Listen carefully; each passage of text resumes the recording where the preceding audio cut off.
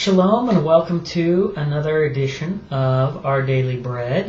This is our new section on Messianic Torah. This is our new segment called Living in the Parashat. And I wanted to create this series just so that we could talk a little bit. There'll be a bunch of short videos that just touch on like one point and kind of show, okay, here's what we see in the Parashat, and then here's how we can apply that to our life. And I think that I'm hoping that'll be encouraging for people, because sometimes, you know, you read the stories and you see this stuff and okay, there's 50 tacks, and you think, what in the world does that have to do with me? How am I going to learn from that? How can I take that and apply that? But a lot of times you have to take the text and then you have to see the pattern and the structure that it makes, and then from that it makes it a little easier to extract and say, what can I learn from that, and how can I apply that to life, so that you can literally live out the parasha and live out the Word of God. Now, for some people, that means, for some people it's explicit. It just tells you, okay, you shall, like kosher laws, you shall not eat this animal. Well, it's easy to take that and live it out, because it just says don't do this, and so you don't do it, and there you've done it. But sometimes there's a lot of other things that we don't know how to apply. So hopefully this series will help people with that. So this first little clip, and this week's Parashat is Vayigash, and my living out the Parashat for 2014-15, this one's called Not My Will But Thy Will. And this week's Parashat, we basically see, for the first time we see Yehuda coming back, right?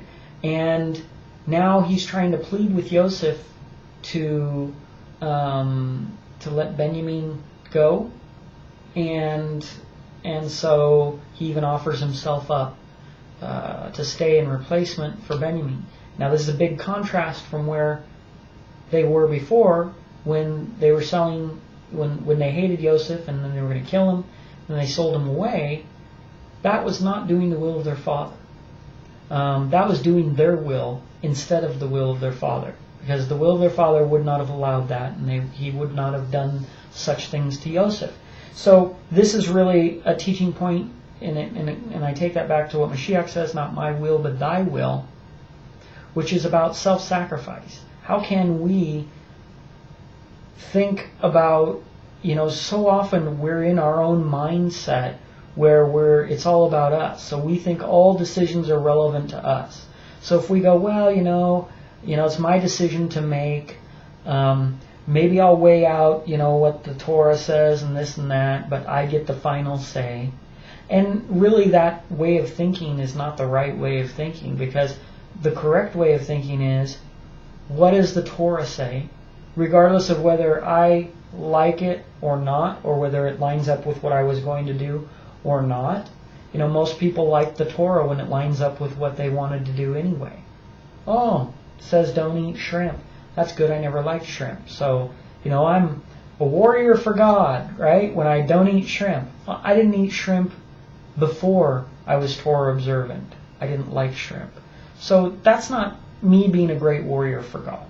Okay, the time when it really comes down to it is, and the place where we can get all the growth, is when we look at those things that we're not. Hey, maybe you loved shrimp. Now all of a sudden, not eating that shrimp, well, not my will, but thy will. You know what? I used to go over there every week and order their all-you-can-eat shrimp, and now I'm just going to stop doing that because I want to honor God. That is how you can live that out.